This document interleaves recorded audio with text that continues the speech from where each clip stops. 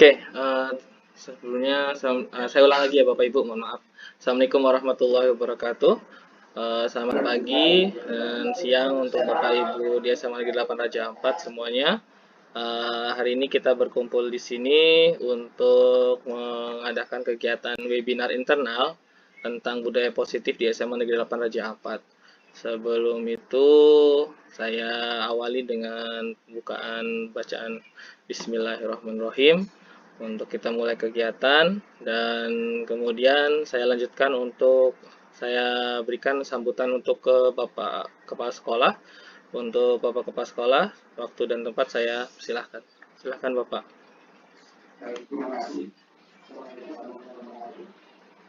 Waalaikumsalam warahmatullahi wabarakatuh.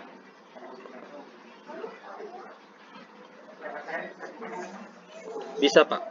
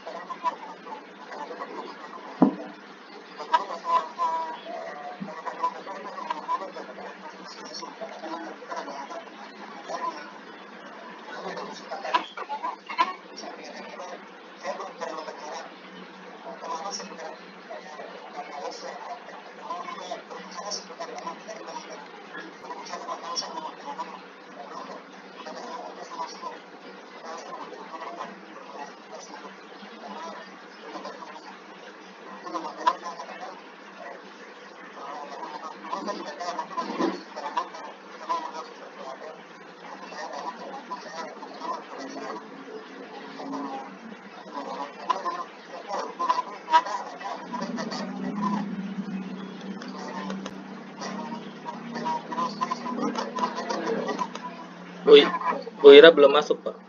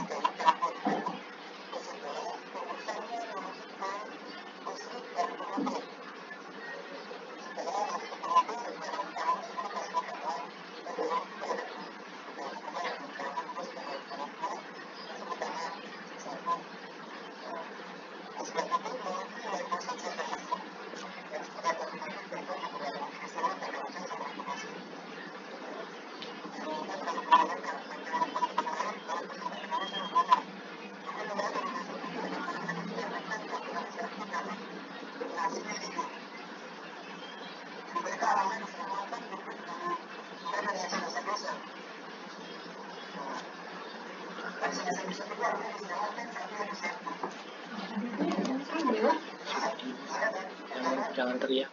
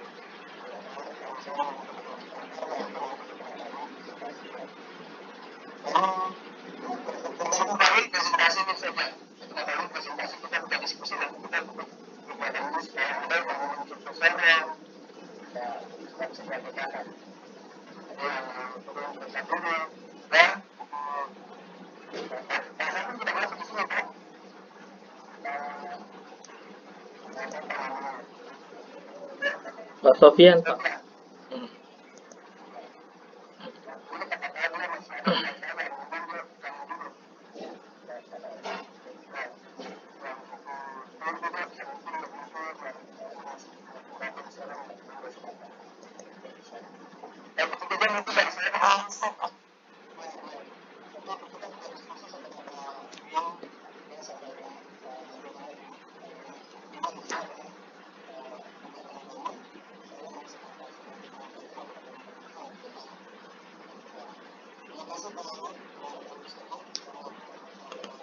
Waalaikumsalam warahmatullahi wabarakatuh. Uh, Terima kasih banyak untuk Bapak Kepala Sekolah yang sudah memberikan sambutan sekaligus untuk membuka kegiatan ini. Untuk Pak Damsal dengan Bu Desi yang sudah resen, minta maaf nanti kita lanjutkan pasti sesi diskusi di akhir kegiatannya. Soalnya biar saya selesaikan saya punya presentasi saja cuma sebentar saja. Nanti saya percepat saja. Saya minta waktu 30 menit saja untuk presentasi. Kemudian setelah itu kita baru diskusi untuk kegiatan sekolah lainnya seperti itu. Oke, kemudian untuk di awal kita akan mulai kegiatan presentasinya. Izin share screen ya Bapak Ibu ya. Untuk saya share screen saya punya layar.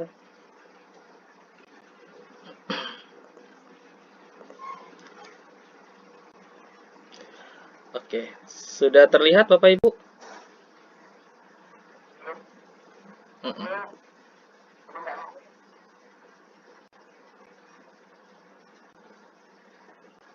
Mungkin karena kendala jaringan sih ya. Jadi saya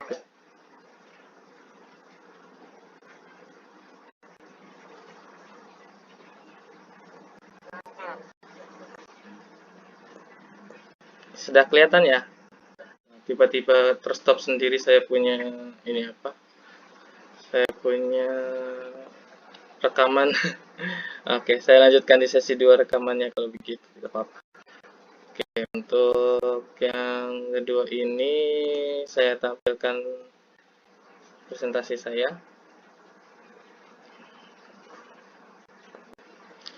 Oke,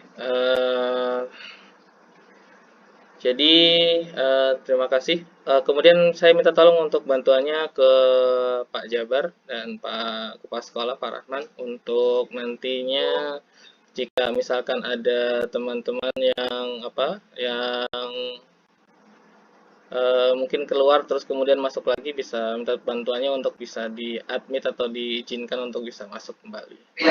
Oke, karena saya tadi masukkan ke host untuk Pak Rahman dengan Pak Jabar ya. Sebentar, saya punya laptopnya. Oke, sudah terlihat ya Bapak Ibu ya. Eh, Abaikan saja fotonya ya. Jadi ini tentang pengimbasan modul 1.4 dari materi pendidikan guru penggerak sekarang, tentang budaya positif di sekolah. Oke, yang kedua, ini salam dari saya. Assalamualaikum, salam sehat dan sejahtera untuk kita semua. Saya mulai untuk di awal adalah kita tanya di kita sendiri itu kira-kira makna budaya positif itu apa sih sebenarnya, contoh penerapan positif yang sudah kita terapkan selama ini gitu maksudnya. Ini sebenarnya saya ada sedikit uh, mentimeter atau bahasanya itu. Kemarin-kemarin saya juga baru belajar sebenarnya sih tentang mentimeter. Jadi ini kalau Bapak Ibu yang menggunakan HP juga bisa diakses ya, karena ini kan juga bisa berbasis aplikasi di HP juga. Uh, saya pindahkan dulu sebentar biar saya share linknya. Minta maaf untuk Bapak Ibu bisa kita bisa ada interaktifnya lah sedikit gitu maksudnya. Soalnya kalau cuman kosong-kosong saja kayaknya nanti saya kena marah jadi saya tambahkan untuk Bapak Ibu bisa menuliskan ya tentang menurut Bapak Ibu itu budaya positif itu seperti apa. Itu nanti langsung diklik di chat ya. Saya sudah kirim di chat dan juga di grup WhatsApp juga saya kirimkan sekalian untuk Bapak Ibu kira-kira langsung tuliskan saja di situ. Menurut Bapak Ibu itu budaya positif itu seperti apa gitu. Itu hanya pertanyaan pembuka ya. Jadi satu hal saja, kata saja, tidak usah banyak-banyak. Cukup menuliskan kata. Saya tadi sudah kirimkan linknya di chat ya. Bapak Ibu silahkan bisa dilihat. Ini saya juga baru belajar tentang mentimeter ini. Makanya saya coba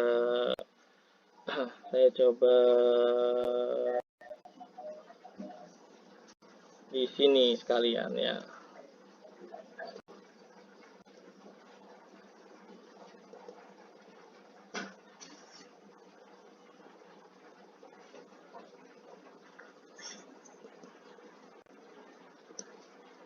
Di situ ada pilihannya ada 3. Bapak Ibu silakan Bapak Ibu tuliskan 3 kata yang kira-kira menurut Bapak Ibu tentang hal penting yang ada di itu. Pak Rahman bisa diklik di linknya, baru nanti diketikkan di link tersebut ada itu biar saya bisa rangkum semua itu kira-kira apa saja. Ya menurut Bapak Ibu 3 kata tentang. Oh iya, kalau yang tidak bisa tidak apa-apa, tenang saja kayak Pak Wiki santai saja. Saya cuma ini aja tambahan saja. Kalau misalkan bisa ikut gabung saja. Saya cuma uji coba tentang mentimeter juga. Ini tampilannya di saya. Kalau ada yang kesulitan silahkan kasih tahu ya. Nah, di situ ada 3 kata. Nanti Bapak Ibu tinggal tulis saja di situ, nanti baru di-submit begitu. Jadi modelnya itu ketik 3 kata di situ ada 3 isian, baru di-submit seperti itu. Kira-kira bisa terlihat atau tidak? Bisa terlihat. Oke.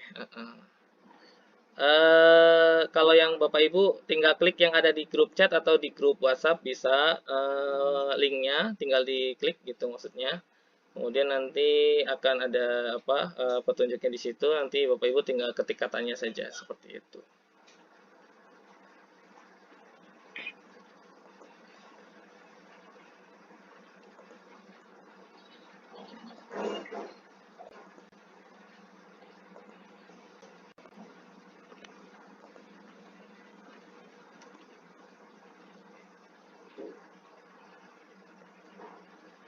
Masuk nggak ke link Pak?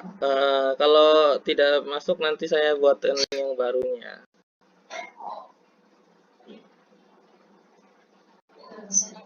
Oh, oke.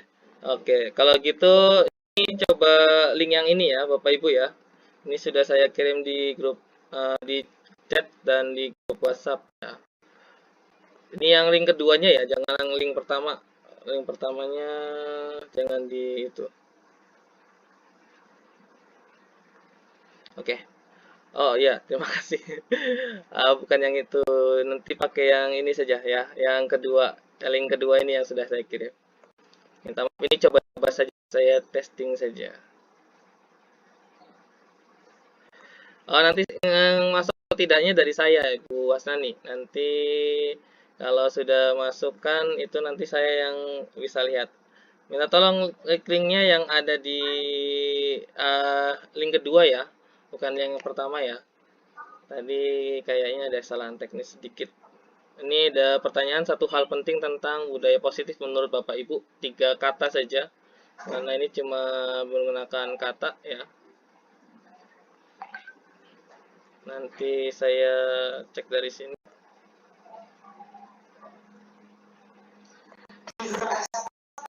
Iya, di grup SMA, Ibu. Ada di grup SMA.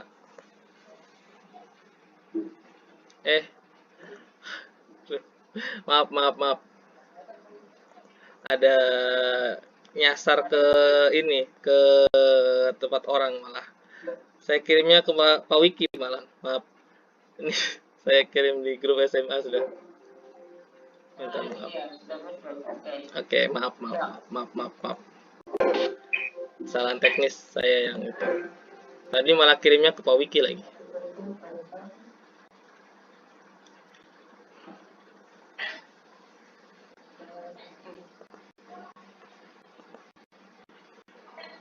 Oke.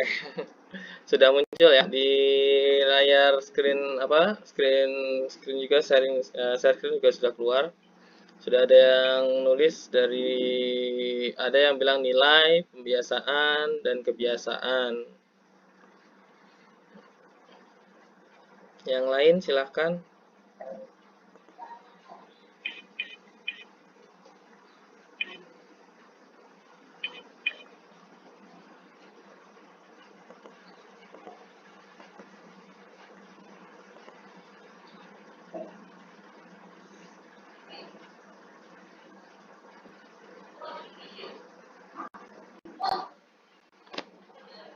Ada yang nulis etika, disiplin, dan berbagi.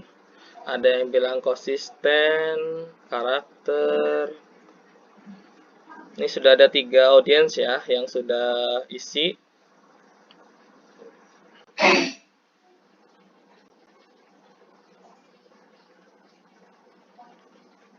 Oke.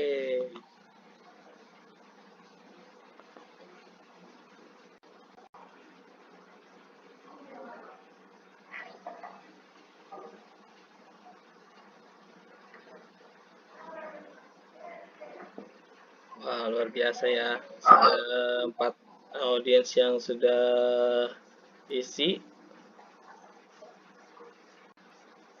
Ibu kira-kira kesulitan atau tidak kalau misalkan menggunakan Mentimeter tersebut?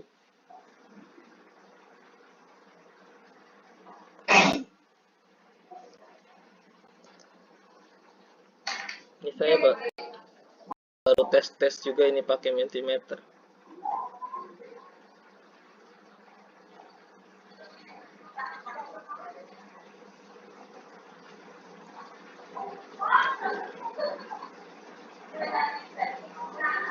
Ini yang paling banyak tentang disiplin ya, Bapak Ibu ya. Kalau misalkan budaya positif ya. Ada yang bilang berbagi, ada yang kejujuran, ada yang nilai, pembiasaan, karakter, etika, ya.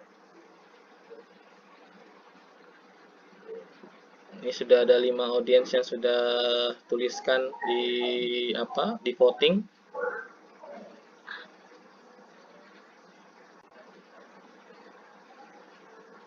Ada juga motivasi, ya. Oke, Bapak Ibu, nanti untuk yang masih menuliskan, silahkan dituliskan, nanti di akhir saya lihat semua tentang hal tersebut, ya. Saya lanjutkan kembali untuk kegiatannya. Saya tampilkan ulang. Saya buka presentasi lagi agar mempersingkat waktu saja ya, biar cepat. Nanti takutnya lama tadi, soalnya sudah agak molor juga kita mulai kegiatannya. Nah, kemudian tentang apakah makna budaya positif yang ada. Maaf, ini saya punya ini juga error jadi.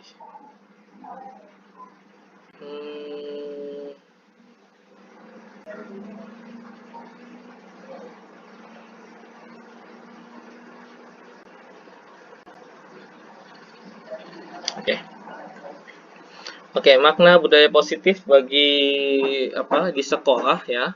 Untuk sekali kemudian juga contoh penerapan positif yang sudah kita terapkan. Nah, ini saya lanjutkan lagi untuk kegiatannya.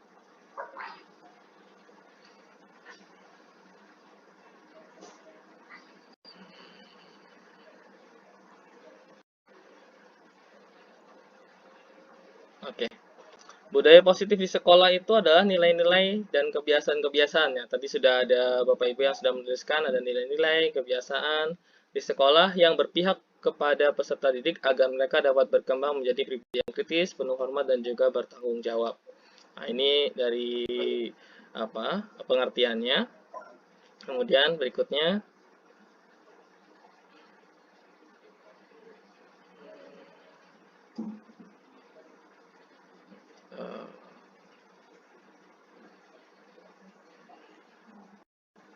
maaf, nge-lag saya punya. Iya, kayaknya saya punya jaringan yang agak lag ya.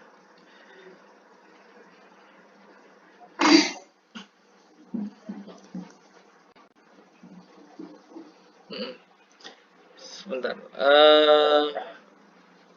Saya ulang dulu. Untuk saya izin off cam saja, barangkali jaringan saya terganggu gara-gara ada nyala di kamera saya. Mohon maaf ya Bapak Ibu.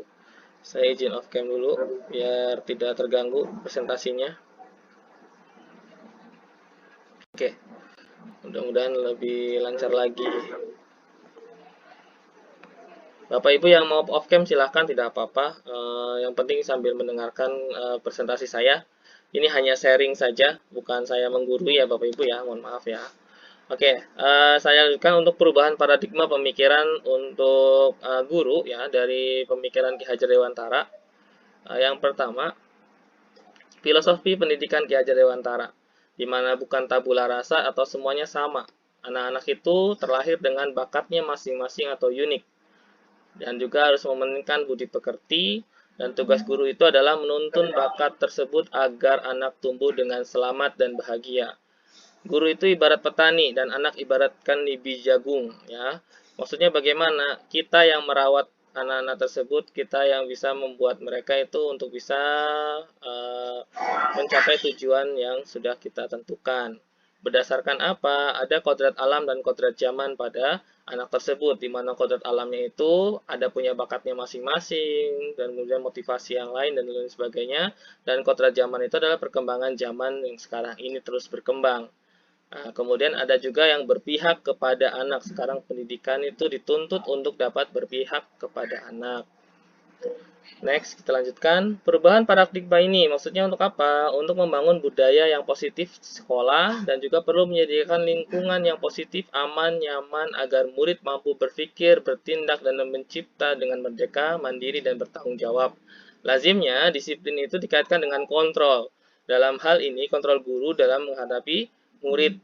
Tapi sebenarnya kontrol itu sendiri ternyata ada yang namanya ilusi kontrol atau istilahnya paradigma teori kontrol dari Dr. William Glasser, ya.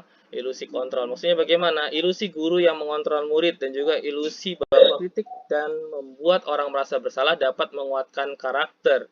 Ada juga ilusi bahwa semua penguatan positif, efektif, dan bermanfaat. Dan juga ada ilusi bahwa orang dewasa memiliki hak untuk memaksa. Ya, ini ada beberapa yang ini adalah yang untuk bisa meluruskan miskonsepsi tentang kontrol tersebut. Ya, di mana paradigma ya sebutannya itu adalah perubahan paradigma stimulus respon, ya. Bisakah kita mengontrol seseorang? Nah, di sini ada dua teori di mana ada stimulus respon dan juga ada teori kontrol, ya. Yang pertama dari stimulus respon itu kita mencoba mengubah orang agar berpandangan sama dengan kita. Kalau teori kontrolnya, kita berusaha memahami pandangan orang lain tentang dunia ini. Kalau yang berikutnya ada yang kalau dari stimulus itu perilaku buruk dilihat dari suatu kesalahan. Tapi kalau dari teori kontrol adalah semua perilaku memiliki tujuannya. Jadi semuanya ada sebab akibatnya. Nah, di stimulus orang lain dapat mengontrol saya.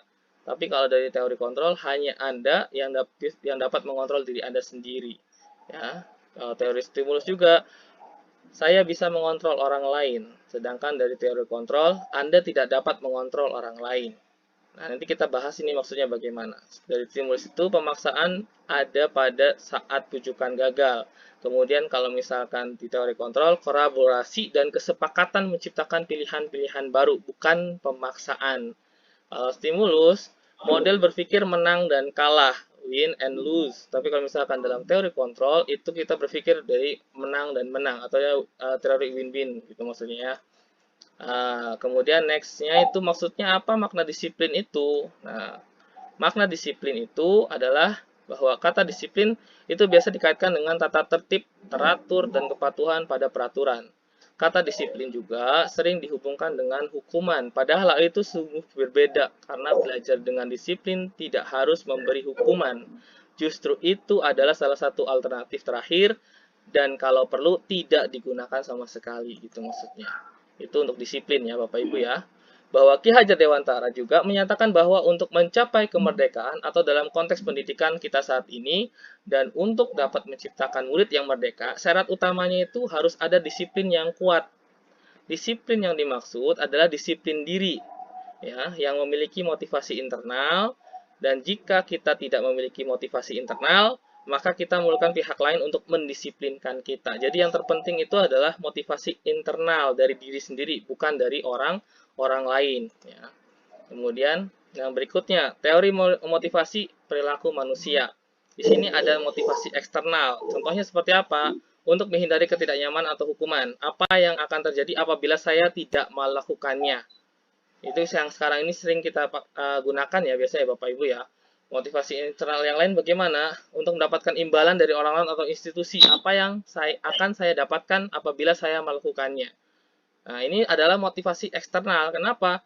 Kita sudah diberi peraturan. Dan kemudian nanti anak itu kalau misalkan tidak melakukannya, itu akan mendapatkan konsekuensi atau hukuman. Seperti itu. Kalau misalkan yang ini, kalau yang eksternal yang satunya lagi itu maksudnya bagaimana? Dapatkan imbalan. Biasanya kan kita memberikan imbalan tertentu kepada siswanya, termasuk saya juga. Biasanya rata-rata seperti itu. Nah, yang sebenarnya harusnya bagaimana untuk motivasi internal atau tujuan disiplin positif, itu ya untuk menghargai diri sendiri, menjadi insan yang sesuai dengan harapan kita. Contohnya seperti saya akan menjadi orang yang seperti apa bila saya melakukan hal apa. Jadi, yang dilihat itu adalah motivasi dari dirinya dulu, bukan dari orang lain memberikan imbalan atau memaksa dalam peraturan. Nah, seperti ini adalah lingkaran yang ada di budaya positif ya. Yang pertama, yang paling kecil yang biasa kita sudah lakukan itu adalah peraturan kelas. Di mana peraturan kelas itu ternyata adalah hal yang paling minimal ya. Yang lebih luas lagi bagaimana? Dari peraturan kelas kita membuat keyakinan kelas. Maksudnya bagaimana? Peraturan itu kan biasanya dari salah satu pihak saja. Tapi kalau keyakinan kelas, itu berarti kita bersama-sama menyepakati peraturan-peraturan tersebut. Kesepakatan dua belah pihak. Jika sudah terjadi kesepakatan dua belah pihak, maka yang terjadi adalah lingkungan yang positif. Dan kemudian akan terbentuk suatu budaya positif jika itu dilanjutkan terus-menerus dan terjadi pembiasaan yang nantinya akan menjadi membudaya atau menjadi budaya seperti itu. Next, berikutnya keyakinan kelas, hukuman dan penghargaan gitu ya. Maksudnya bagaimana? Mengapa tidak peraturan saja? Mengapa harus keyakinan kelas gitu ya? Yang pertama, mengapa kita memiliki peraturan harus menggunakan helm apabila mengendari motor misalkan atau kendaraan roda 2? Mengapa kita memiliki peraturan 3M, menggunakan masker, mencuci tangan, dan menjaga jarak 1 meter atau 1,5 meter? Mengapa kita tidak memiliki peraturan harus datang tepat waktu agar kita pada saat mengikuti pelatihan gitu? Nah, ini untuk mendukung motivasi intrinsik, kembali ke nilai-nilai keyakinan yang lebih menggerakkan seseorang dibandingkan mengikuti serangkaian peraturan-peraturan. Jadi kalau misalkan kita lihat dari selama ini yang sudah kita lakukan, itu kebanyakan adalah peraturan-peraturan yang harus kita lakukan tanpa adanya keyakinan-keyakinan dari diri sendiri untuk bisa menggerakkan atau istilahnya memahami tentang peraturan tersebut. Ya, contohnya maksudnya bagaimana? Yang ada keyakinan itu maksudnya keyakinan kelas adalah nilai-nilai kebajikan atau prinsip-prinsip universal yang disepakati bersama secara universal atau secara luas, lepas dari latar belakang suku, negara, bahasa, maupun agama. Jadi suatu keyakinan ini akan lebih memotivasi seseorang dari dalam atau intrinsik. Seseorang akan lebih bersemangat untuk menjalankan keyakinannya daripada hanya sekedar mengikuti serangkaian peraturan-peraturan ini menurut Gosen ya. Kemudian berikutnya pembentukan keyakinan kelas. Keyakinan kelas itu bersifat abstrak daripada peraturan, lebih rinci dan lebih konkret ya. Kemudian keyakinan kelas berupa pernyataan-pernyataan yang universal atau luas. Kemudian pernyataan keyakinan kelas senantiasa dibuat dalam bentuk positif. Keyakinan kelas hendaknya tidak terlalu banyak sehingga mudah diingat dan mudah dipahami untuk siswanya. Kemudian semua warga kelas sebaiknya ikut berkontribusi dalam pembuatan kegiatan atau kegiatan kelas lewat curah pendapat atau saling jajak pendapat. Bersedia meninjau kembali keyakinan kelas dari waktu ke waktu, tidak stagnan saat terus pakai menggunakan itu. Ini contoh ya, perbedaan antara peraturan dan juga keyakinan kelas atau nilai kebajikan atau kebaikan yang dituju. Yang pertama peraturan, selalu kembalikan buku di tempatnya ya. Keyakinan kelasnya bagaimana? Tanggung jawab. Ya, kita harus bertanggung jawab yang sudah kita lakukan. Misalkan kita sudah pinjam buku, kita kembalikan ke tempatnya. Nah, kemudian peraturan dilarang mengganggu orang lain. Nah, keyakinan kelasnya adalah apa? Menghormati orang lain dan diri sendiri. Peraturan hadir di sekolah 15 menit sebelum pembelajaran dimulai. Ini biasanya ya. Kita juga sama, saya juga sama. Ya, kemudian keyakinan kelasnya bagaimana? Menghormati orang lain, komitmen pada tujuan atau berkomitmen. Ya, kemudian peraturannya dilarang melakukan kekerasan. Keyakinan kelasnya bagaimana? Keselamatan dan menghormati orang lain. Kemudian peraturannya dilarang menggunakan narkoba. Nah, keyakinan kelasnya bagaimana? Itu adalah untuk dari bentuk kesehatan. Dan kemudian peraturan yang lainnya bergantian atau menunggu giliran. Nah, kemudian keyakinan kelasnya menghormati orang lain dan kesabaran. Peraturan menggunakan masker, keyakinan kelasnya adalah kesehatan dan keselamatan. Peraturannya jangan berlari di kelas atau koridor, keyakinan kelasnya adalah keselamatan dan keamanan. Jadi lebih luas dan lebih abstrak, tapi dia bentuknya itu adalah keyakinan seperti itu, Bapak Ibu. Kemudian next, ini contoh penerapan ya. Sebenarnya saya belum sempat dokumentasi secara jelas untuk contoh penerapan pembuatan keyakinan kelas, yaitu kalau dari arahannya atau istilahnya arahannya atau tahapannya. Dari yang pertama itu guru membimbing kegiatan siswa untuk membuat keyakinan kelas dulu. Mereka menempelkan atau menuliskan dulu di kertas ya, bisa di stick note untuk hal-hal yang diharapkan oleh siswa. Jadi siswa yang membuat dulu, bukan kita yang membuat keyakinan kelas atau istilahnya peraturan-peraturan yang harus mereka sepakati gitu maksudnya. Jadi mereka yang buat kira-kira menurut mereka yang enak bagaimana gitu. Guru dan siswa merangkum keyakinan kelas untuk dijadikan kesepakatan kelas, dan terakhir guru dan siswa menandatangani kesepakatan kelas tersebut jika sudah telah selesai dibuat, ditandatangani bersama. Jadi untuk itu ada yang namanya kesepakatan bersama seperti itu. Nah, kemudian Ini ternyata ada juga yang namanya dihukum oleh penghargaan. Jadi penghargaan tersebut itu ternyata bisa juga menjadi hukuman untuk mereka. Maksudnya bagaimana? Yang pertama, pengaruh jangka pendek dan juga jangka panjang. Di mana namanya penghargaan itu juga nanti ada yang penghargaan menghukum, penghargaan yang mengurangi ketepatan dan penghargaan yang tidak efektif. Juga ada penghargaan yang merusak hubungan. Nanti di sini akan jelaskan tentang maksudnya bagaimana seperti itu ya. Nah, seperti ini. Ini Bapak Ibu ya, terlihat ya kira-kira ya, ada tindakan guru. Nah, ini menurut Bapak Ibu ya, di sini ada beberapa tindakan guru ya, kemudian ada juga hukuman dan konsekuensi. Menurut Bapak Ibu itu masuknya itu hukuman atau konsekuensi, itu maksudnya. Bapak Ibu kalau misalkan langsung open mic juga boleh, silahkan ya. Kira-kira yang pertama tentang mencatat 100 kali di dalam buku kalimat ya. Saya tidak akan terlambat lagi karena keterlambatan di sekolah atau terlambat ke sekolah. Menurut Bapak Ibu itu termasuk hukuman atau konsekuensi?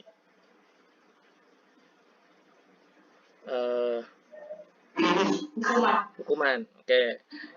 Kita simpan dulu ya. Nanti kita akan buka sama-sama ya. Nah, kemudian berikutnya, lari mengelilingi lapangan basket 2 kali karena terlambat hadir di sekolah. Kira-kira menurut Bapak Ibu hukuman atau konsekuensi?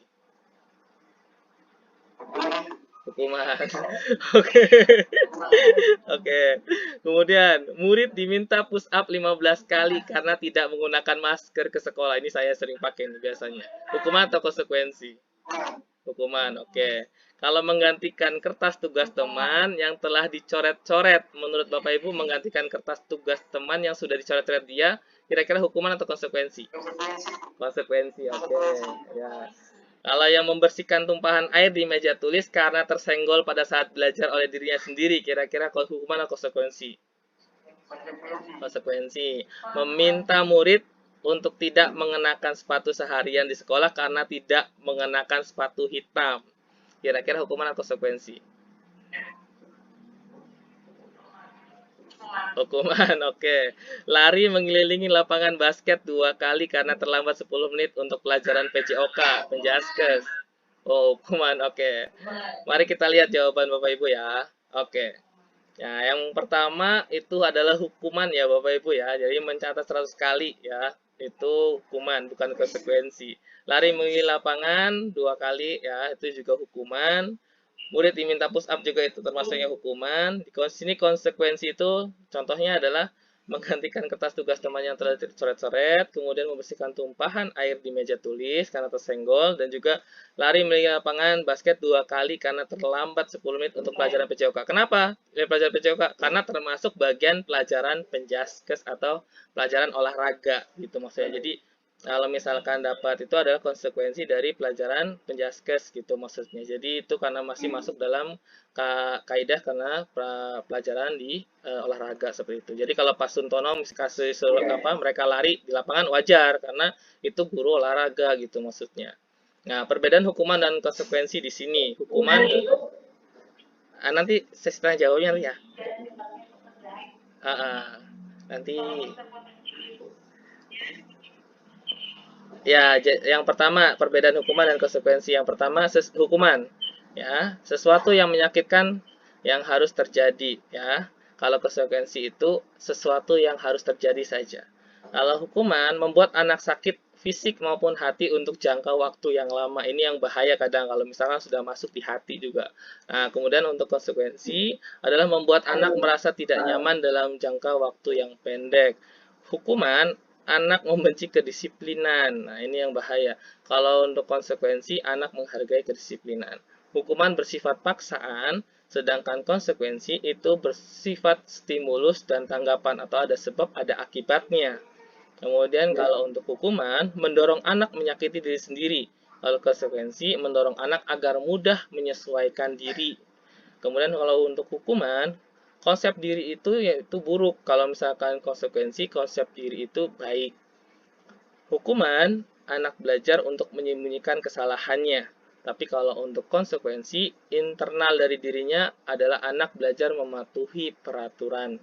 Kemudian kalau hukuman, timbul perasaan marah, rasa bersalah, dipermalukan, dan juga merasa tidak dihargai.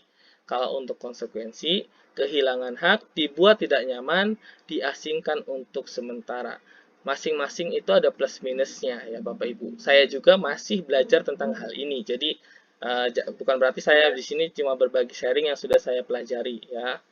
Kemudian ada kebutuhan dasar manusia di sini ya. Ada 5 kebutuhan dasar manusia, yaitu ada cinta kasih atau diterima, penguasaan, ada kebebasan, kesenangan, dan survival atau bertahan hidup.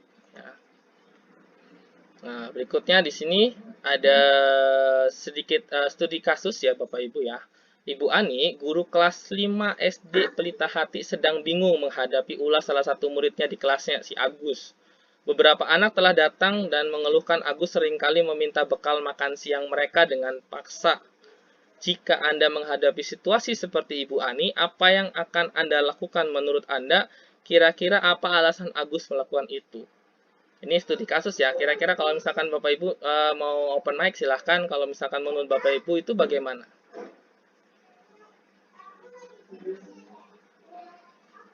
Pertanyaannya, jika Anda menghadapi situasi seperti Ibu Ani, gitu maksudnya, apa yang akan Anda lakukan? Menurut Anda, kira-kira apa alasan Agus melakukan hal itu?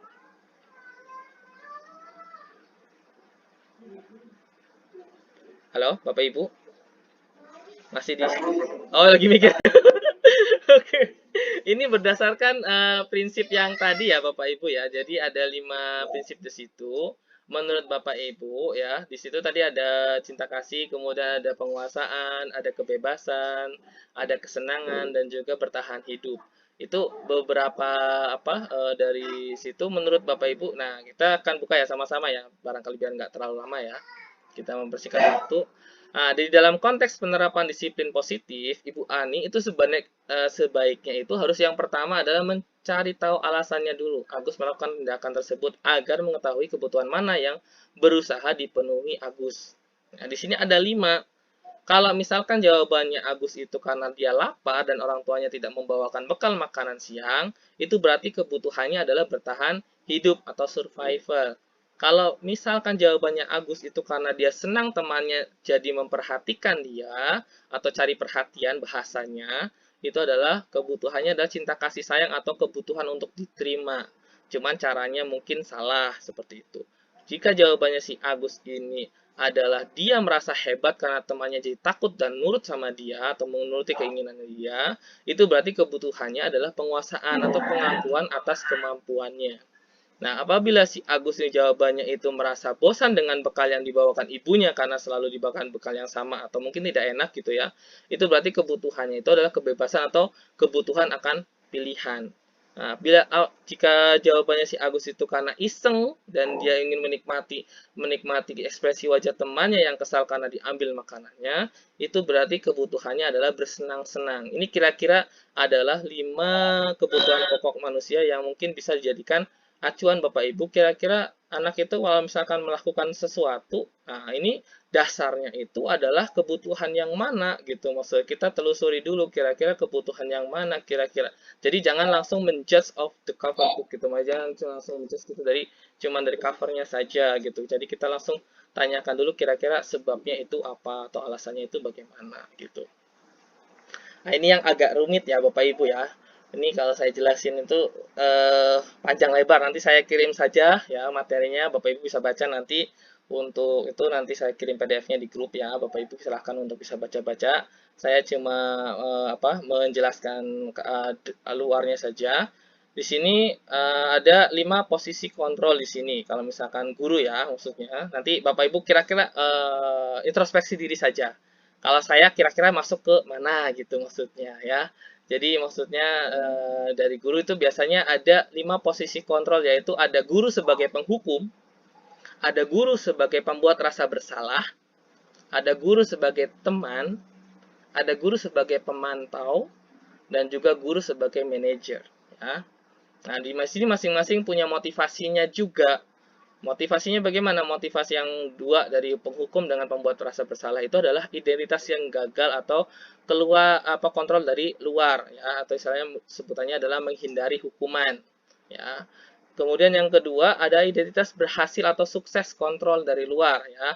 Berhasilnya itu maksudnya buat bapak ibunya, ya, bapak ibu gurunya berarti berhasil untuk dekat dengan siswanya. Makanya nanti ada guru sebagai teman dan guru sebagai pemantau, mengharapkan imbalan atau ketergantungan pada orang lain, tapi ada sisi jeleknya juga nanti.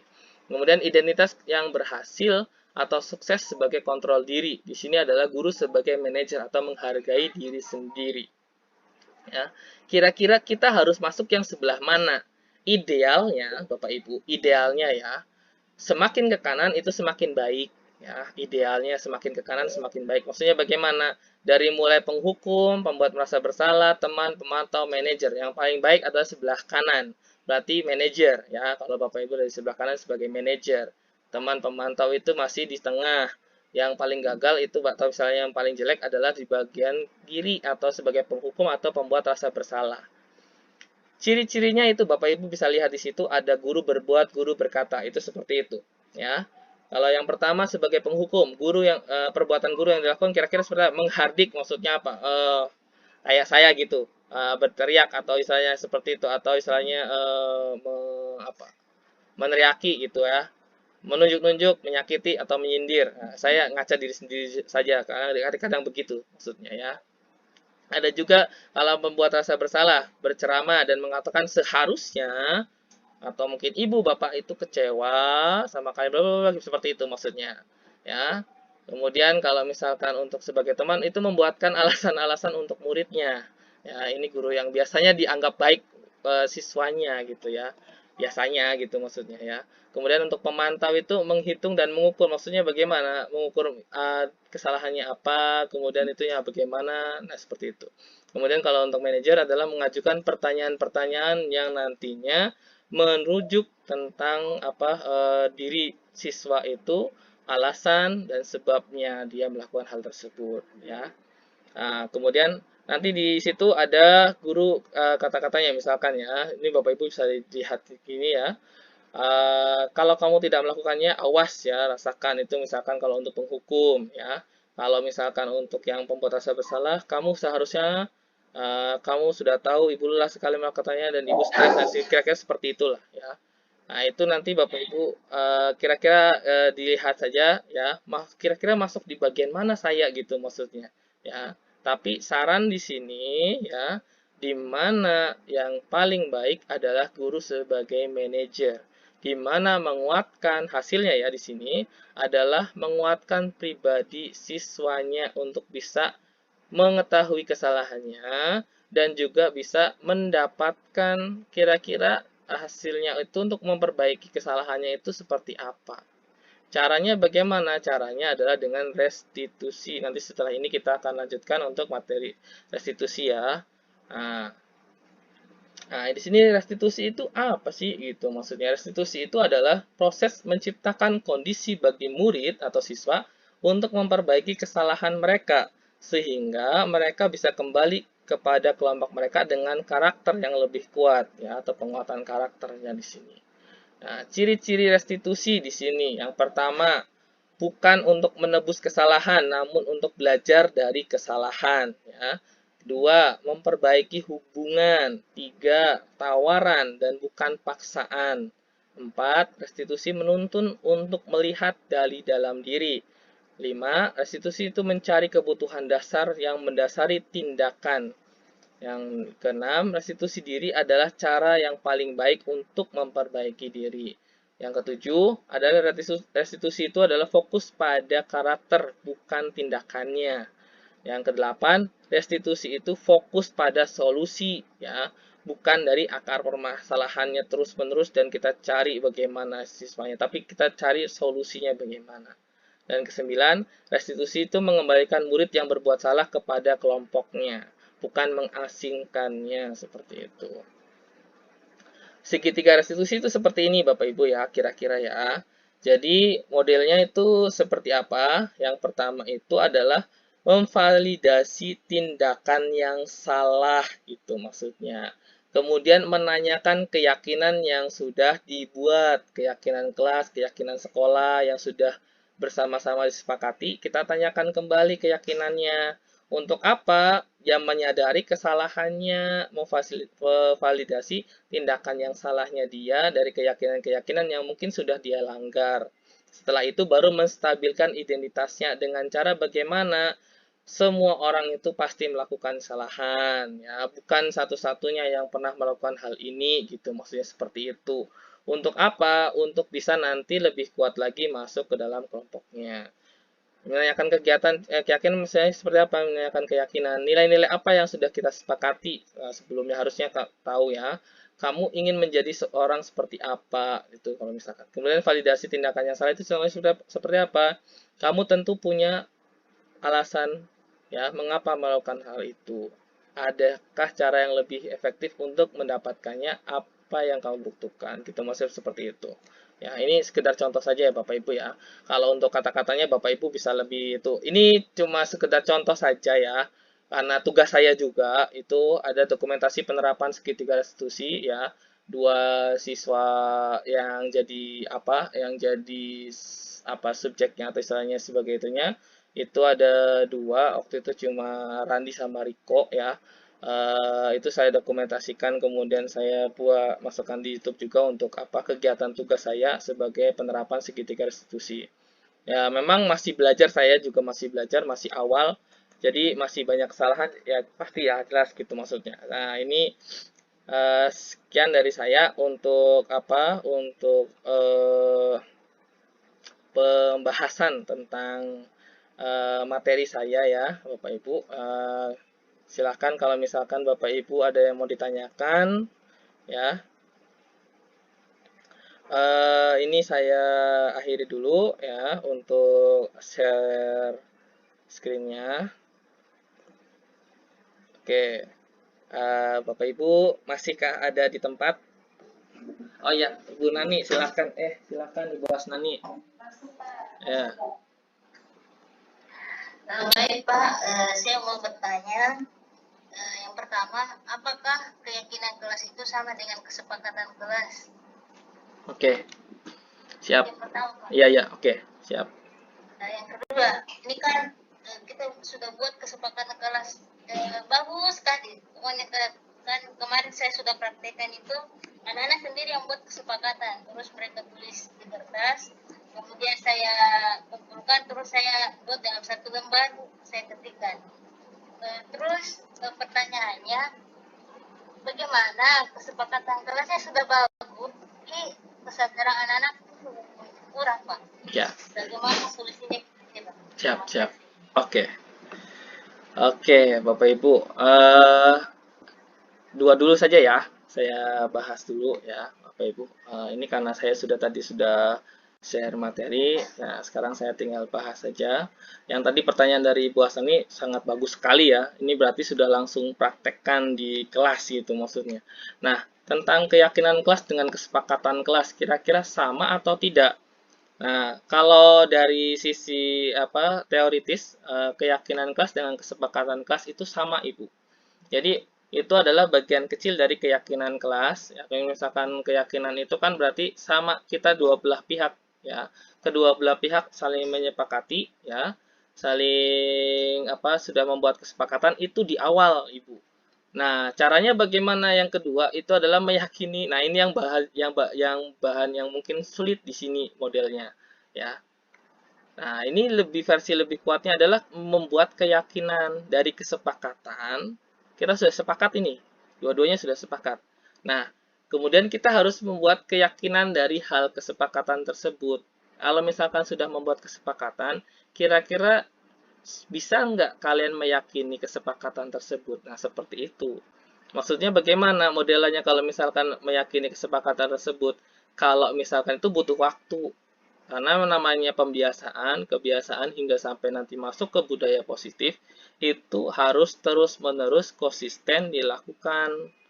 Kalau misalkan kita tidak lakukan, bahkan kalau misalkan kita sudah sepakati, misalkan, Mungkin kita sebagai guru lupa, misalkan karena faktor U atau bagaimana ya gitu. Kita lupa tentang yang kesepakatan yang sudah itu, dan kita sempat membiarkan salah satu ya, salah dua, atau mungkin itu lepas dari kesepakatan yang sudah kita sepakati bersama gitu maksudnya. Karena bukan karena disengaja ya, karena tidak sengaja maksudnya seperti itu. Ini misalnya masih dalam kelas ya, lingkupnya masih kecil. Kalau sudah sekolah, itu semua warga sekolah, enggak guru, enggak kepala sekolah, enggak siswa, TU, semuanya harus sama. Suaranya satu. Pokoknya kalau misalkan ada salah satu yang plong, ya sama saja gitu maksudnya. Karena itu tidak akan jadi keyakinan gitu maksudnya. Karena misalkan kalau misalkan salah satu kita di kelas aja lah, nggak usah kita bicara sekolah ya. Kalau sekolah kan luas, kita bicara kelas dulu aja. Yang tadi sudah Bu Nani. Yang tadi sudah, yang pertanyaan kedua juga ya, tadi tentang ini bagaimana, ini nyambung juga ke situ. Kalau misalkan hal yang sudah disepakati tidak diyakini oleh siswanya, ya, tidak konsisten untuk dilakukan, karena kesepakatan itu ada konsekuensinya, Ibu. Kalau misalkan kita sudah bikin kesepakatan, harus ada konsekuensinya. Jadi ada konsekuensinya. Maksudnya bagaimana?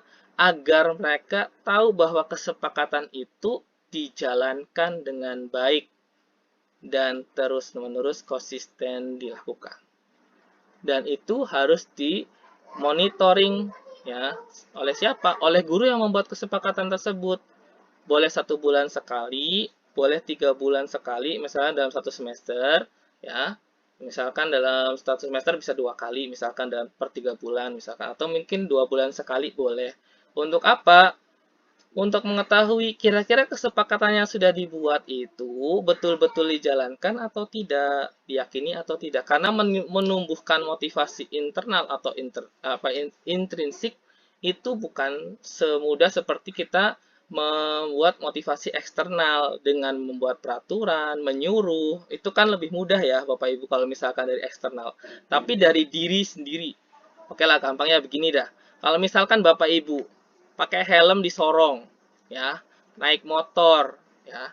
Kira-kira pemikirannya karena ada apa gitu maksudnya? Karena berpikir takut nanti ada razia di sekolah, di jalan maksudnya oleh polisi, atau karena kesadaran dari diri bahwa itu adalah keselamatan yang penting untuk kita. Nah, itu kan bahwa diri kita juga masih sama ya, kira-kira ya. Saya juga kadang berpikir bahwa kayaknya epen-epen aja di sana juga kalau di Sorong. Apa kalau misalkan pakai, malah lucu kalau di Kalobo, jangan di Sorong, di Kalobo saja. Malah kayaknya saya nggak pernah lihat ada yang naik motor tuh pakai helm. Mungkin kalau pakai helm di Kalobo mungkin lucu kali ya kalau misalkan seperti itu. Karena hal yang sangat unik gitu maksudnya. Ya. Padahal kalau misalkan dari sisi dilihat dari motivasi internal, itu adalah bentuk keyakinan bahwa itu adalah bentuk keselamatan diri, menyadari bahwa keselamatan diri itu penting. Kalau misalkan kita berkendara, kepala tidak dilindungi, kalau tidak terjadi sesuatu, bahaya gitu maksudnya, seperti itu. Kira-kira seperti itu, Bu Sani. Kira-kira bagaimana? Kita sama-sama sharing saja di sini ya. Kita sama-sama belajar. Saya saja juga masih belajar di sini. Jadi bukan berarti saya menggurui Bapak Ibu guru ya. Jadi di sini saya hanya share materi yang sudah saya dapatkan di sini. Kira-kira bagaimana Ibu Nani? Luar biasa. Aduh, Ibu Tuta bisa saja. Oke. Silahkan yang lain barangkali ada mau pertanyaan ya.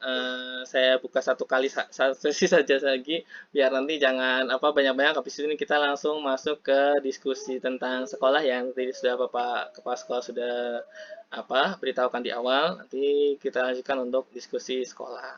Nah, sekarang kalau ada yang mau tanyakan lagi silahkan untuk budaya positif di sekolah ya Bapak Ibu. Jujur ya, saya sendiri masih belum melakukannya secara penuh atau secara baik di kelas ya. Untuk di kelas dulu saja, kita sebagai guru, sebagai pemimpin pembelajaran, saya saja masih belum melakukannya dengan baik ya. Nah, kalau misalkan kira-kira bisa nggak kita lakukan seperti itu di sekolah, Pak? Bisa, cuma maksudnya yang susah itu adalah konsistensinya ya. Mau konsisten atau tidak, itu yang sulit sebenarnya. Membuat mah gampang, konsistennya itu yang susah gitu maksudnya ya. Karena kadang namanya kita kepenuh dengan kesibukan, nggak cuma ngurusin kelas satu tok gitu maksudnya. Kadang sempat lupa atau mungkin apalagi kalau misalkan banyak tugas tambahan, misalkan seperti apa mungkin apa banyak dinas di luar atau bagaimana, kadang lupa. Nah itu ya kadang itulah eh, ya sulit. Iya. Silakan barangkali ada yang tanyakan untuk sesi terakhir, sesi yang kedua untuk sesi terakhir saja ya. Setelah ini kita langsung lanjutkan untuk diskusi sekolahnya.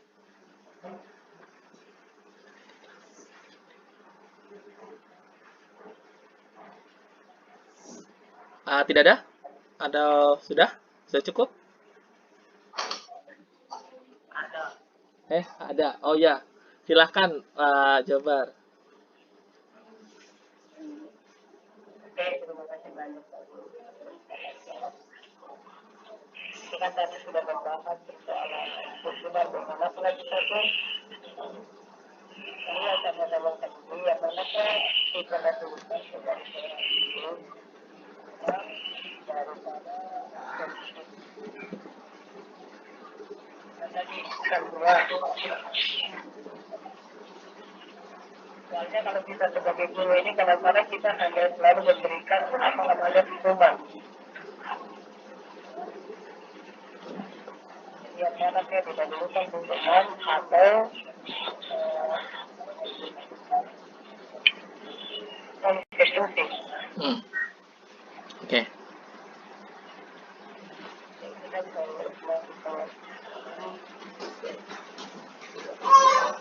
Ini atau cuman di saya atau suaranya kecil sekali ya? Untuk Bapak Ibu yang lain kira-kira kedengarannya bagaimana? Atau mungkin di saya saja yang device-nya mungkin ada error?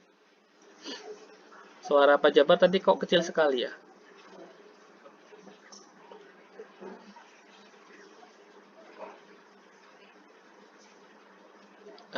Oh mungkin device saya ya. Tapi saya tadi dengar untuk pertanyaannya sedikit ya tentang apa kira-kira tentang hukuman atau konsekuensi yang lebih penting atau istilahnya untuk dari guru ya untuk siswanya. Ini kalau dari sisi ya itu dari sisi apa materi budaya positif ya Bapak itu yang paling baik itu adalah konsekuensi sebenarnya bukan hukuman. Kenapa? Kalau konsekuensi, apa yang sudah dia lakukan itu diperbaiki, ya, memperbaiki kesalahan yang sudah dilakukan. Jadi batasnya hanya sebatas kesalahan apa yang sudah dia lakukan dan kemudian kira-kira cara memperbaikinya itu bagaimana seperti itu. Bukan kita menghukum dengan di luar konteks dari kesalahannya dia, maksudnya seperti itu. Contohnya misalkan telat ke sekolah, dihukumnya push up, kan nggak relevan gitu maksudnya bahasanya gitu. Cuman saya dulu juga kayak gitu maksudnya tak suruh push up gitu. Ya kiranya gitu maksudnya untuk memperbaiki dirinya. Tapi kan itu bahasanya adalah dengan menghukumnya dengan push up seperti itu ya. Jadi itu yang kira-kira sebenarnya saya juga masih perlu harus belajar lagi untuk bisa meningkatkan hal tersebut, merubah suatu paradigma menjadi yang tadinya hukuman menjadi sebuah konsekuensi yang sudah disepakati. Tapi ingat untuk Pak Jabar ya, harus kesepakatan dulu kalau untuk konsekuensi. Kalau belum sepakat, belum bisa jadi konsekuensi, maksudnya seperti itu. Ya. Oke. Oke, terima kasih untuk Bapak Ibu ya. Saya tutup untuk sesi pertanyaan. Silakan Pak. Iya, silakan Pak. Menyangkut dengan program kegiatan itu yang seperti tadi ada Pak sampaikan tentang budaya positif itu, saya punya program itu sudah artinya pertengahan tahun kemarin itu saya sudah program menjadi tindakan itu yang menyangkut dengan hukuman konsekuensi sampai dengan itu saya sudah punya sedikit gambaran walaupun saya sudah pernah kegiatan itu, tapi beberapa kegiatan yang saya sudah pernah ikuti dan salah satunya itu yang ada itu kesepakatan kelas. Nah, jadi juga paling sudah menyatakan sebenarnya kesepakatan dulu baru ada konsekuensi. Kalau kita belum sepakat, jadi anak tanya, kapan Pak kita punya kesepakatan itu? Nah, oleh sebab itu, mungkin kalau Bapak Ibu melihat saya ada di atas nilai itu yang ada di kantor saya itu. itu saya sudah siapkan. Kemudian nanti spidol permanen saya siapkan, kertas manila saya siapkan. Bahkan kita tidak bisa melakukan bahwa nanti kita jangan dulu berpikir hasil. Kita lakukan dulu karena kita punya kebiasaan anak-anak kita di sana itu kan mereka ibaratnya tercipta dari satuan pendidikan yang kadang tidak disiplin. Sehingga masuk ke kita lalu kita mau menerapkan disiplin secara utuh, ya itu tidak mungkin. Oleh sebab itu tahun ini sih berapa persen disiplin kita itu sudah berhasil. Jadi bertahap sedikit demi sedikit sampai kita melahirkan suatu budaya itu. Jadi tetap kita jalankan dan saya sudah siapkan tahun ajaran besok itu saya akan sosialisasi dengan lagi kembali. Terus Pak Win mungkin mereview sedikit saja menyangkut itu. Setelah itu mulai saya membuka untuk kesepakatan kapan kita eksekusi ini. Dan sekolah sudah menyiapkan fasilitasnya atau belum? Sudah ada fasilitasnya. Eksekusinya, bismillah kita jalan. Setelah itu kita mulai di situ ada kesepakatan kelas, kemudian kesepakatan mapel. Yang kemarin mungkin saya dengan Ibu Ira itu sering ada diskusi di beberapa guru. Kesempatan dengan Pak Win lagi kalau tidak salah. Kesepakatan kelas itu khususnya untuk guru wali kelasnya dengan guru mahasiswanya. Kesepakatan mapel itu seperti guru biologinya atau guru itu. Makanya kita untuk melahirkan itu misalnya seperti ini. Oke, kesepakatan mapel biologi. Pertama, saya lebih duluan. Kalau saya sudah duluan, maka yang di belakang saya tidak boleh masuk. Bagaimana sepakat? Sepakat. Dan itu divideokan supaya jangan Bapak Ibu disalahkan. Itu kita turunkan konsekuensi atau hukuman. Loh, kapan? Loh, videonya ada. Hasil kesepakatan kami semua ada kok. Jadi itu. Jadi kesepakatan bukan hanya guru membuat aturan itu sendiri, tapi anak-anak kita terlibat secara langsung itu. Dan itu insya Allah nanti di tahun ajaran baru itu. Jadi nanti itu akan muncul Pak Win itu untuk mendukung kegiatan itu. Saya sudah siapkan kertasnya di kantor saya. Dan kemudian nanti semuanya itu sampai saya akan nanti buka itu barang kita eksekusinya kapan. Jadi insya Allah itu jalan Pak Win dengan itu menyangkut kesepakatan kelas dan segala macam. Itu secara itu. Walaupun kita berpikir bahwa tidak mungkin, jangan dulu kita pesimis. Jalan dulu, yang penting niat kita baik. Niat kita yang penting baik untuk merubah Salawat Tengah menjadi salah satu percontohan. Karena saat ini, maaf, ada beberapa sekolah yang melirik ke kita yang untuk menjadi salah satu apa ya, itu jadi oleh sebab itu kita memulai sudah. Bahkan saya berpikir kita 14 orang itu kalau kita kompak jalan sama-sama kita bisa gerakan sekolah itu menjadi salah satu ini. Yang penting niat kita baik Bapak Ibu. Saya pikir itu dari saya. Oke, setelah itu kita kembali ke Pak Win. Oke. Terima kasih banyak Bapak untuk tambahannya ya tentang budaya positif di sekolah ya di SMA Negeri 8 Raja Ampat khususnya ya untuk Bapak Ibu. Terima kasih banyak untuk Bapak Ibu yang sudah hadir di sini ya. Tapi sebelumnya seperti biasa ya, saya bikin absensi, saya belum share ya. Jadi saya kirim di di chat atau di grup WhatsApp saja mungkin ya, nanti biar nanti Bapak Ibu bisa isi ya sambil santai gitu, jadi nggak buru-buru gitu maksudnya, tapi minta tolong nanti mohon diisikan ya biar nanti Bapak Ibu ada masuk di daftar hadir di kegiatan hari ini, maksudnya seperti itu. Nah, kemudian untuk tadi tambahannya dari Pak Kepala Sekolah, nanti kalau misalkan Pak sebagai pemimpin sekolah atau saya pemimpin kebijakan di sekolah, itu alangkah lebih baiknya nanti mungkin ya selain adanya mungkin dari kesepakatan atau keyakinan kelas dan juga keyakinan mata pelajaran atau mapel ya, guru mapel atau pembelajaran, bisa juga yang lebih tinggi di atasnya itu yang harus disepakati bersama seluruh warga sekolah, yaitu keyakinan sekolah Bapak. Jadi nanti untuk tambahan saja maksudnya kalau misalkan berkenan. Tapi nanti kalau misalkan sudah bikin keyakinan sekolah, semua guru, semua siswa, semua warga sekolah harus menaati atau istilahnya sepakat dengan hal tersebut. Jadi nggak ada suara 2, suara 3, jadi cuma ada suara 1 saja. Itu saja dari saya untuk tambahannya gitu maksudnya. Oke, untuk berikutnya ya, saya tutup untuk kegiatan sesi webinar budaya positif untuk SMA Negeri 8 Raja Ampat. Terima kasih banyak untuk Bapak Ibu, untuk Bapak Kepala Sekolah, terima kasih banyak. Kemudian Bapak Ibu guru hebat di SMA Negeri 8 Raja Ampat, terima kasih banyak ya sudah meluangkan waktunya di hari libur cuti bersama bersama ini ya.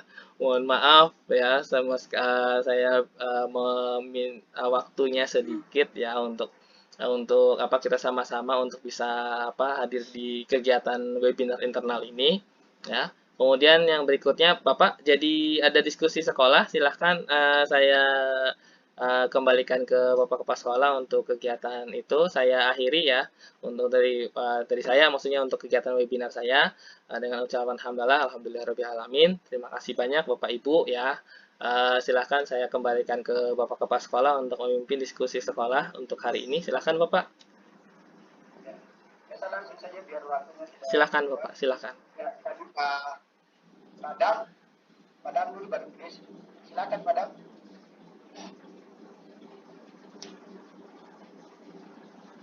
Dan saat masakan. Maaf Pak, Padam kan masih ada tamu. Oh iya, kalau gitu Chris. Chris ya.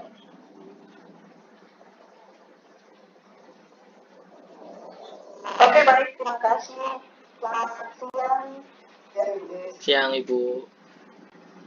Ya, ini saya mau memberikan informasi sedikit mengenai apa yang Bapak sudah sampaikan dari awal tadi mengenai kegiatan gereja. Ya. Ya kebetulan ini bukan kegiatan yang dilakukan cuma untuk kegiatan distrik Saludi Tengah, tapi ini meliputi kabupaten dan kota Sorong. Oh, Kabupaten Sorong dan Kabupaten Raja Ampat. Kayak gitu ya Pak ya. Jadi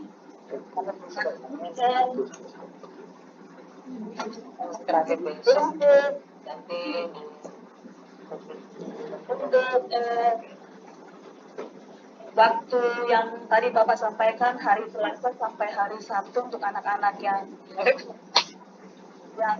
mau dimintakan izin, kemudian mau dikasihkan satu sekolah libur ya.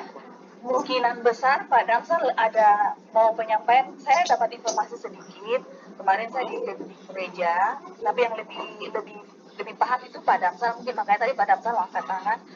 Jadi saya cuma kasih tahu yang saya tahu, nanti mungkin yang dilengkapi oleh Pak Damsal. Jadi anak-anak itu kemarin saya konfirmasi dengan Pak Ketua Jemaat, kemungkinan anak-anak itu dipergunakan di hari Kamis sampai hari Sabtu.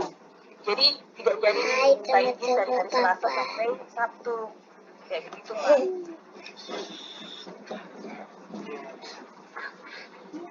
Tapi kalau yang lebih pahamnya itu karena kemarin Pak Damsal ya sampai malam, jadi mungkin Pak Damsal ada tahu informasi baru, mungkin Pak Damsal bisa tolong lengkapi apa yang saya sampaikan. Oke, saya terima kasih Pak. Terima kasih banyak Ibu Des ya. Ada, Ibu.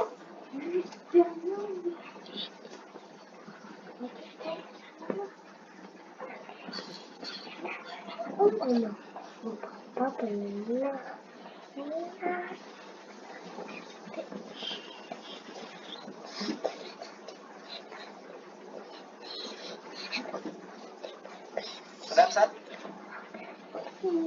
Ayo.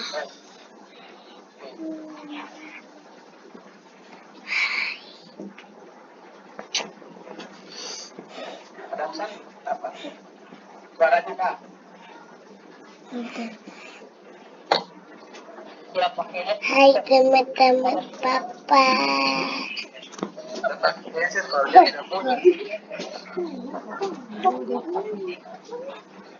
Oke, baik, saya mau lanjutkan yang Ibu Desi tadi sampaikan. Ya, kemarin kita bicara dengan Pak Ketua Komite ya, Bapak Yunus, ya, mengenai yang hari libur. Ya, libur, Bapak Yunus kan hanya sebagai penanggung jawab di gereja dalam kegiatan raker ini. Kemudian yang mengeluarkan surat izin itu panitia. Ya, panitia. Kemudian saya juga menyampaikan bahwa nanti ada apa-apa dengan mungkin ada yang melapor dan sebagainya, kita tidak bisa menanggung hal itu karena kita minta izin hanya 3 hari saja, di Kamis, Jumat, Sabtu. Kalau dari hari Selasa sampai Sabtu itu, hari Selasa sampai Rabu itu kita tidak dalam tanggungan itu. Karena kegiatan kita hanya 3 hari, Kamis, Jumat, Sabtu. Begitu. Jadi kemudian Pak Yunus juga sampaikan kemarin bahwa kalau begitu ya kita liburnya saja di hari mulai hari Kamis. Nanti kalau memang anak-anak itu dalam kegiatan nanti menyesuaikan pulang sekolah tuh hari Selasa Rabu. Begitu Pak. Jadi hari Selasa kemudian hari Rabu anak-anak tetap masuk sekolah dulu, nanti hari Kamis baru mereka libur. Oke, ya kemarin saya sampaikan itu karena permintaan dari Pak Yunus toh, jadi beliau katakan Pak bisa minta izin anak-anak untuk bantu di gereja, bikin tenda. Ya, kalau gitu Pak Yunus mau minta hari apa, sampai hari apa? Kita meminta kalau bisa hari Selasa. Kegiatannya kapan? Hari Kamis. Terusnya kegiatan itu berakhirnya kapan? Berakhirnya hari Sabtu. Oke, kalau itu Pak Yunus maunya kapan? Dia bilang hari Selasa sampai hari Sabtu. Oke, kita ikut karena kita itu kegiatannya bersifat besar kan. Saya pikir takut dan sebagainya. Jadi saya ikuti yang Pak Damsal saja. Maksudnya Pak Damsal yang itu ya, maksudnya Pak Damsal yang lebih tahu di sana. Kalau dari saya pihak sekolah saya kan tidak bisa mengambil keputusan. Jadi minta ikuti Pak Yunus dengan ini saja dari Pak Damsal kan juga walaupun Pak Damsal ikut di situ juga panitia di dalam, tapi juga termasuk pihak sekolah juga, ya toh. Jadi kita ikuti yang Pak Yunus sampaikan bahwa hari Kamis itu baru kita liburkan sampai saja kapan ya ikuti sama Pak Damsal. Pak Guru, bisa juga, tapi bagaimana kalau tidak diliburkan saya nanti yang sedikit saja atau yang Kristen, jadi jangan sampai anak-anak yang lain dikorbankan, saya takutnya begitu Pak. Oh, sebenarnya kalau dari segi tidak ada loh, guys. Karena itu mereka kan secara resmi diizinkan, bukan mereka bikin sendiri. Makanya kalau kegiatan belajar misalnya hari ini matematika atau pelajaran apa masuk, yang seharusnya anak yang Nasrani itu punya hak yang sama. Dan mereka itu mesti kita itu loh, Bu. Makanya sampai saya ambil kebijakan bahwa sekolah itu diliburkan itu biar apa namanya, kalau memang karena kegiatan itu kan berhubungan dengan anak-anak itu kita resmi. Situasi dia karena dia apa ini ya sudah itu buktinya kamu, karena kamu ini sekolah kok kamu juga gimana. Intinya seperti itu. Jadi kalau misalnya Pak Damsal dengan begitu menganggap bahwa kalau yang muslim saja yang masuk tidak ada masalah, ya kalau bagi saya itu sebenarnya masalah secara pimpinan. Wah, ini gimana sih? Karena orang di luar sana menganggap bahwa kita tidak toleran. Nah, itu loh Bu. Padahal kita di dalam tidak seperti itu, tidak berpikir yang mereka berpikir di luar. Bahkan mungkin mereka lebih memojok saya ada sedikit pimpinan yang tidak dengar orang lain punya keyakinan. Itu biasa melihat begitu, jadi mereka menganggap itu sebagai satu alasan untuk apa? Menganggap saya kurang bagus. Hal tidak. Jadi alangkah bagusnya kalau misalnya kita belum ini saja. Mereka sekolah berapa udah pulang? Pulang Rabu. Gimana Pak Damsal di Budes?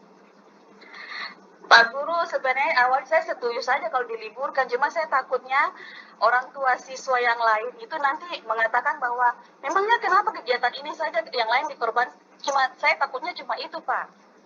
Sebenarnya saya punya jawaban satu Bu, bahwa apa ya, kita hidup dengan ini harus punya kesadaran bahwa toleransi itu penting Bu. Kita tidak bisa menghindarkan itu.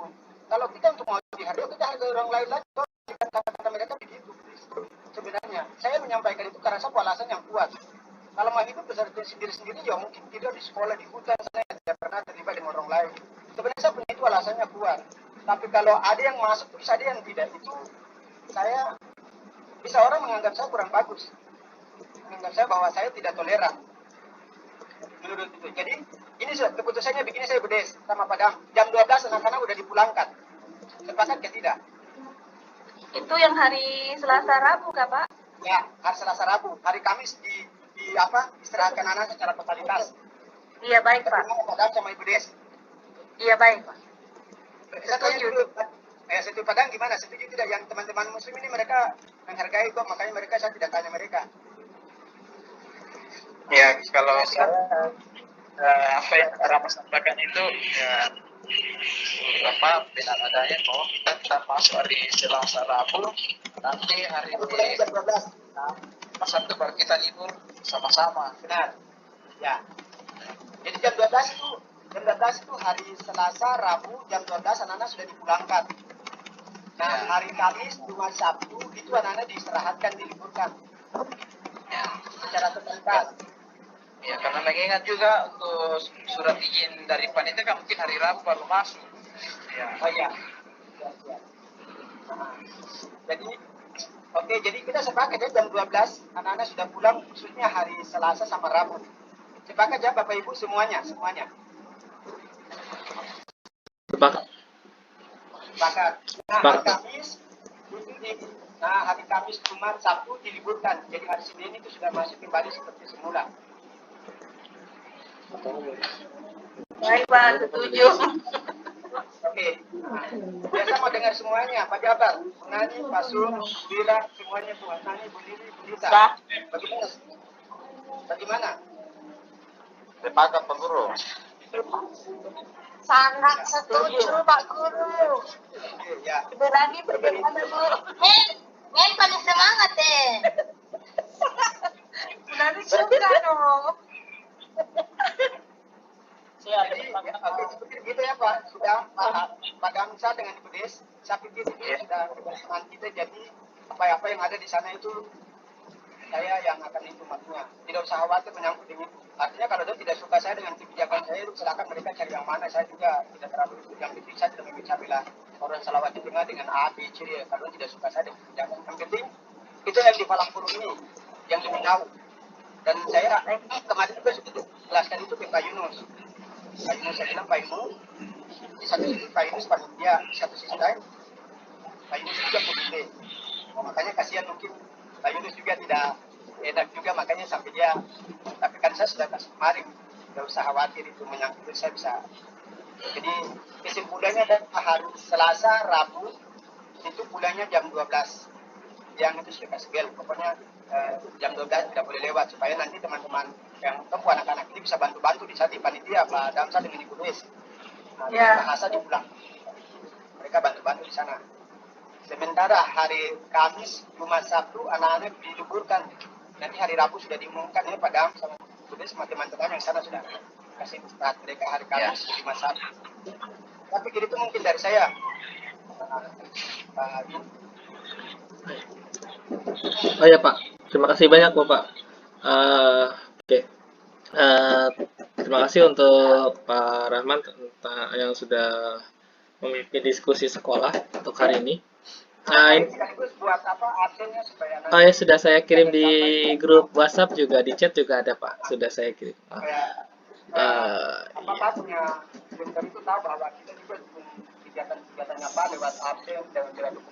Siap.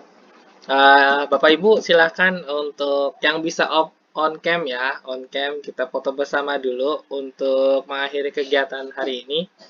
Ya biar ada kesannya lah, nggak nongol di kamera gitu sedikit, sebentar saja, just one shoot terus sudah. Jadi kita foto bersama, saya dokumentasikan untuk kegiatan saya hari ini. Terima kasih. Oke, sebentar ya. Oke. Yang lain, Mem. Oh, Iki. Siapa nih? Bu Purwanti. Oke. Mem, nggak bisa on cam kah? Nggak layak ya Pak. Ya wis lah. Oke, kalau gitu. Nggak apa-apa. Oke, Bapak Ibu, saya pimpin ya. Hitungan 1, 2, 3. Oke, terima kasih banyak Bapak Ibu semuanya sudah mengikuti kegiatan hari ini. Terima kasih banyak sudah bisa terima kasih banyak. Saya tutup untuk kegiatan hari ini. Wassalamualaikum warahmatullahi wabarakatuh. Selamat siang. Silahkan Bapak Ibu yang mau live ya. Terima kasih banyak ya sudah membantu saya. Ya, terima kasih. Terima kasih Pak Rahman sudah bantu. Ya, sama-sama. Bapak Ibu, makasih banyak lagi.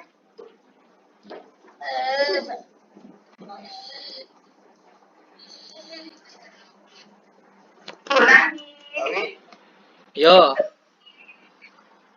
Jadi Bagaimana? apa absennya? Ab- Absennya. Absen kenapa? Absennya ada di grup WhatsApp itu. Absen saya buka tapi perintahnya hanya bisa dilihat oleh pengguna. Ya kah? Oh, Ya. ya kah? Bisa pada. Kayaknya saya sudah setting kok. Salah tak settingku? Sebentar saya setting ulang deh. Ini Anda perlu izin. Oh iya maaf. Pak Damsal pakai itu ya, pakai email biasa ya. Minta maaf. Sebentar. Saya mati. Oke, sudah. Sudah bisa, Pak. Coba dibuka ulang saja.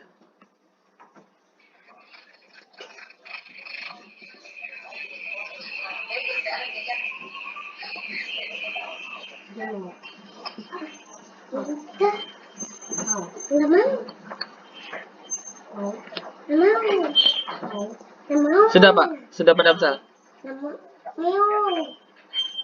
Sudah ya? Oke, kalau gitu saya pamit dulu. Terima kasih Pak Rahman. Assalamualaikum warahmatullahi wabarakatuh. Iya, Pak. Iya, Pak. Apa? saya mengakung ID belajarnya sudah dirubah ya, Pak? Iya, Pak. Iya. Sudah dirubah, Pak. Pak punya harusnya jadi kepala sekolah, Pak. Jadi admin bio. Iya, Pak. Biasa kasih masuk supaya langsung Pak input masuk ke itu. Siap. Nanti saya itu minta kirimkan email barunya, Pak. Yang akun belajar ID barunya nanti biar saya input. Oke. Oke, terima kasih buat ya. Ya. Kenapa Bu Ira? Bagaimana? Umpan balik ini gimana? Apa? Laki umpan balik ini gimana? Yang umpan balik. Ya menurut itu Bu Ira tentang kegiatannya itu bagaimana? Mau apa itu maksudnya refleksi saja dari Bapak Ibu guru gitu maksudnya tentang kegiatan budaya positif itu bagaimana? Itu saja. Kegiatannya atau tentang materinya? Kegiatannya nanti ke materi budaya positif dan nanti aplikasinya nanti untuk di sekolah kira-kira setuju atau tidak atau bagaimana gitu. Refleksi dari Bapak Ibu. Ya, seperti itu saja. Oke, terima kasih banyak buat Bapak Ibu. Wassalamualaikum warahmatullahi wabarakatuh.